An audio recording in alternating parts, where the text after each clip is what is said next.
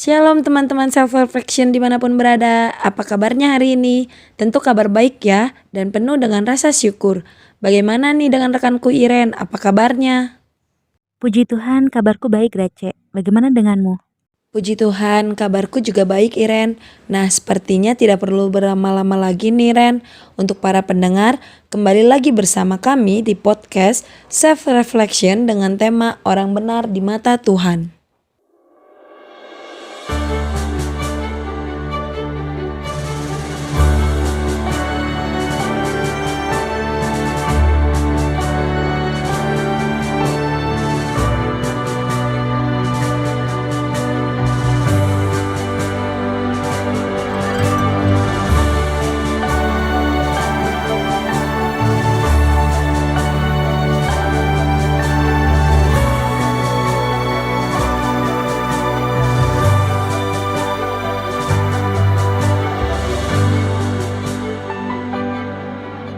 Tuhan, siapakah aku ini yang jadi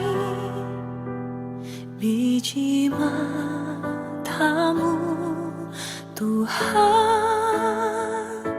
siapakah aku ini yang selalu Engkau kasihi? Tuhan, Kau segalanya bagiku. Tanpamu hidupku terasa hampa. Tuhan, jangan tinggalkan aku. Hanya Kau Tuhan di dalam hidupku. Tuhan tahu jalan hidupku, kemanapun kakiku melangkah. Bila Ia menguji diriku, ku kan timbul seperti emas. Tuhan tahu jalan hidupku, kemanapun kakiku melangkah. Bila Ia menguji diriku, ku kan timbul seperti emas.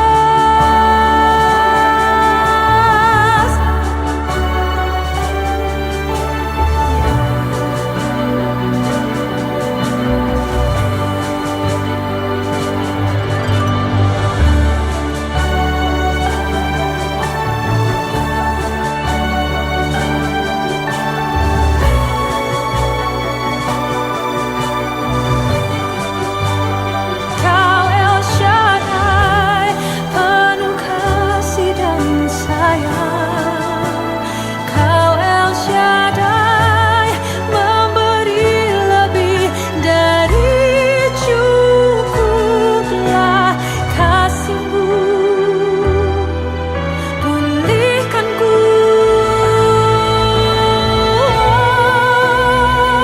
Tuhan tahu jalan hidupku, kemanapun kakiku melangkah. Bila Ia menguji diriku,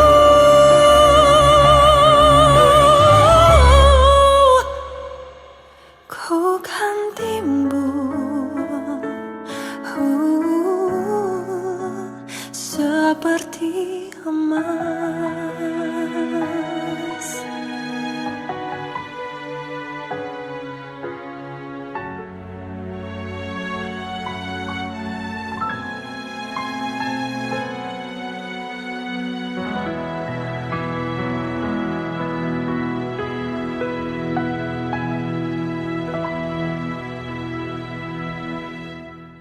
Baiklah, mari kita bersatu di dalam doa.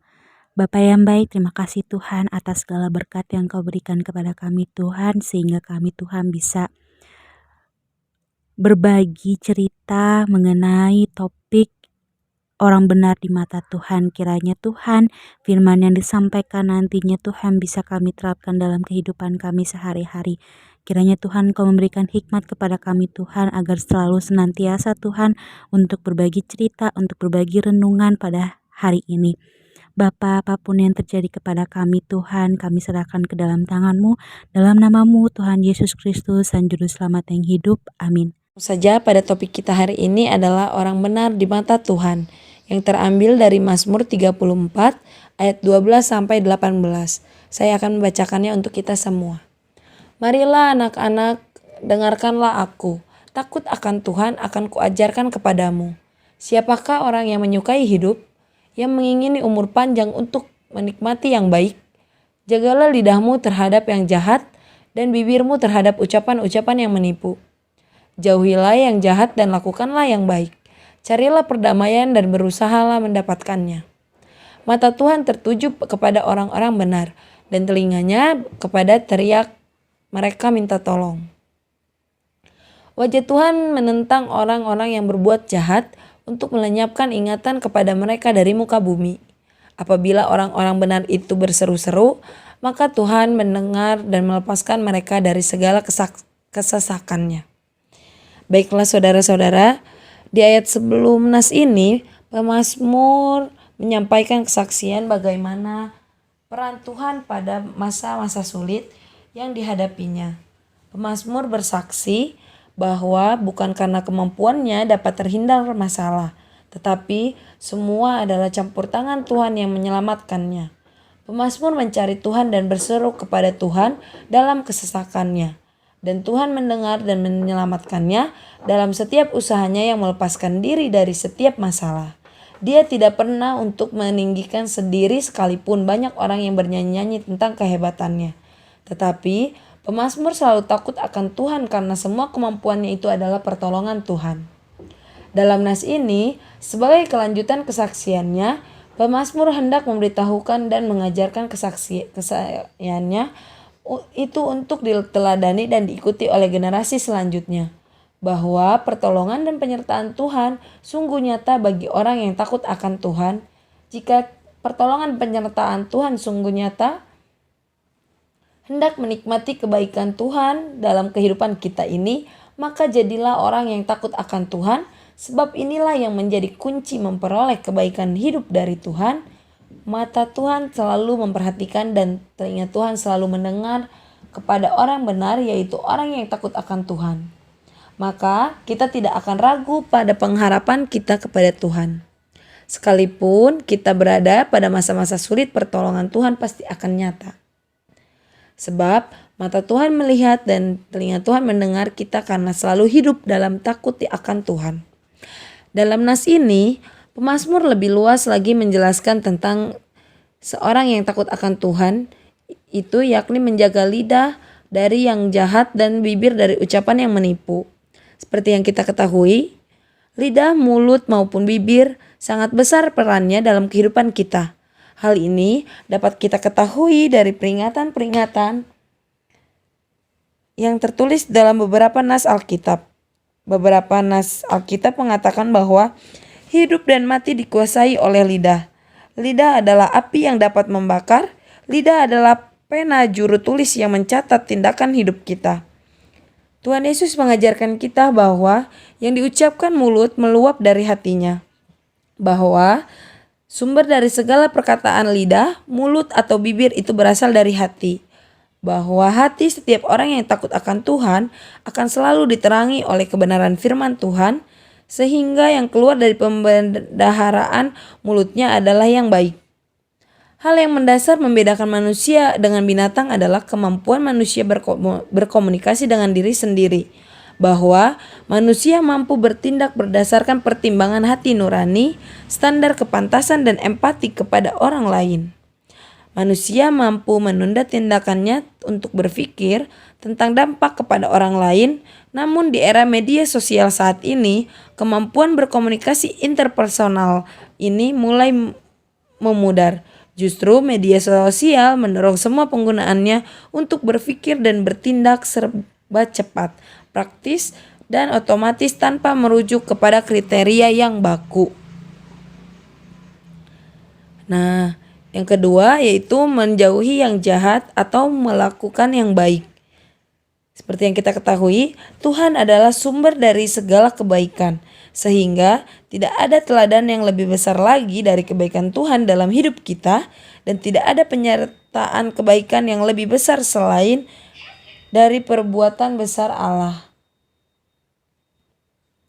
yang mengutus anaknya Yesus Kristus untuk menyelamatkan manusia. Apa yang Tuhan rencanakan, apa yang Tuhan kerjakan, semuanya adalah kebaikan bagi kita ciptaannya.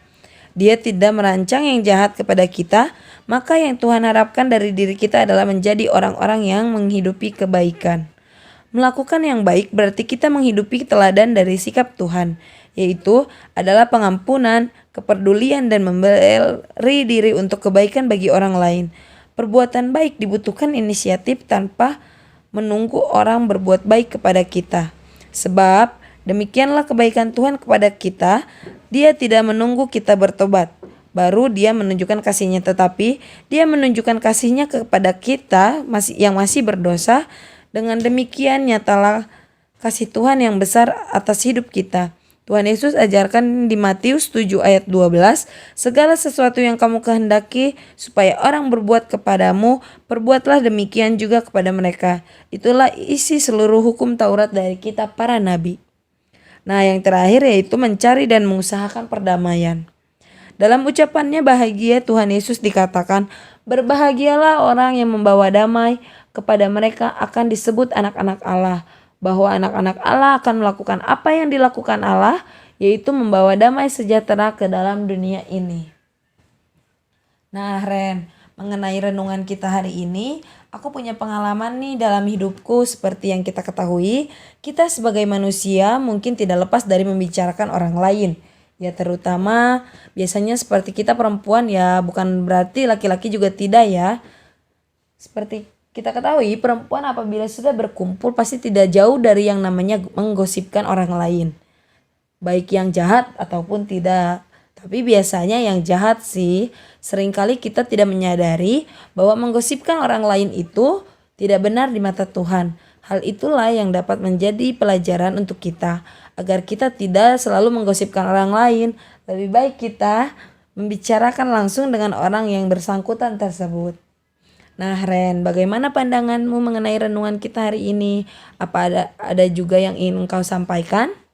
Iya, mengenai gosip ya, Cek. Saya setuju sih sama Grace. Karena kalau gosip itu kayak seakan-akan masih mengada-ngada. Masih belum tahu faktanya seperti apa gitu ya. Jadi sebaiknya untuk menghindari akan hal seperti itu lebih baik kita langsung saja tanya ke orangnya gitu ya, Cek. Sehingga kita tidak ada pikiran prasangka yang buruk gitu terhadap orang tersebut. Ya, aku sangat setuju pada cerita Grace gitu ya. Itu menurut menurut aku begitulah pandangan aku gitu, dan berkaitan dengan orang benar di mata Tuhan gitu, tentu semua orang ingin hidupnya atau ingin menjadi pribadi yang benar gitu ya.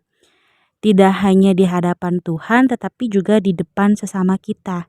Bahkan sejak kecil kita sudah dididik gitu untuk melakukan segala sesuatu dengan benar. Berbicara dengan cara yang benar. Bersikap dengan cara yang benar gitu. Sekalipun hidup benar adalah panggilan, harus kita akui bahwa orang-orang yang hidup tidak benar itu lebih banyak gitu. Dan realitanya mereka ada dalam masyarakat, ada di lingkungan kita gitu, Cek.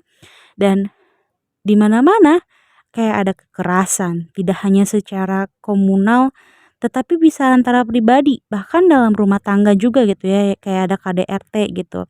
Dan seringkali ada pembiaran terhadap kekerasan yang terjadi. Dan hal yang paling kita rasain gitu adanya keserakahan, dan keserakahan ini tuh tentu tidak disukai oleh Tuhan gitu. Tentu saya secara pribadi adalah seakan-akan pernah memiliki rasa keserakahan. Saya rasa semua orang pasti terkadang ada momen-momen tertentu ingin ini, harus ini, saya ingin menguasai ini gitu ya, dan saya secara pribadi terkadang suka seperti itu. Hal yang paling sepele adalah tentang nilai nilai gitu, nilai mata kuliah, serakah, ataupun misalkan aku dapat informasi ini, aku nggak mau bagi-bagi gitu ke teman-teman, lebih baik untuk diri aku saja, dan itu merupakan bentuk dalam keserakahan. Dan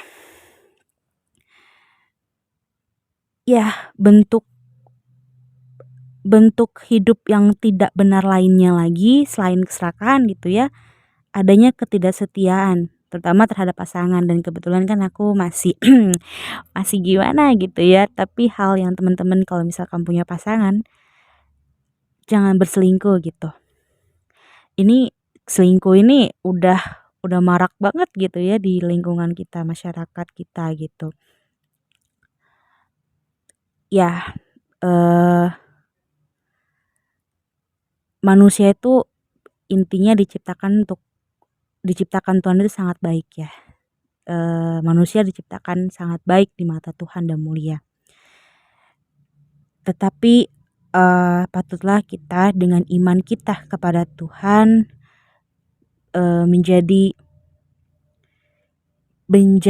pribadi yang berusaha untuk melakukan firman Tuhan gitu, untuk menjadi hidup yang benar gitu di hadapan Tuhan, agar kita apa? Agar kita dapat selamat gitu.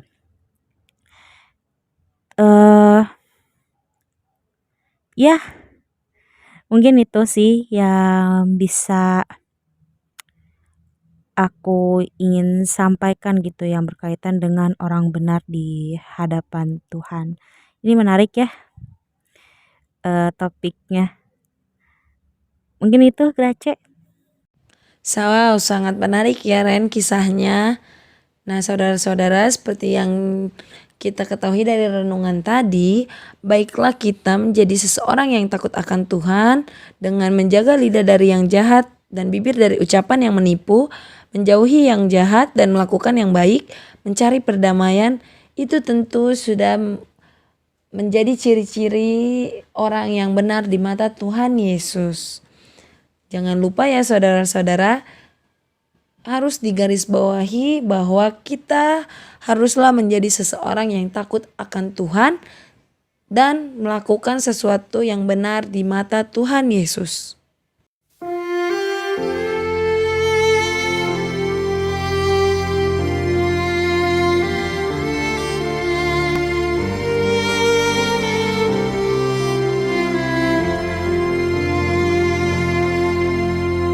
Tuhan, ku mau menyenangkan-Mu. Tuhan, bentuklah hati ini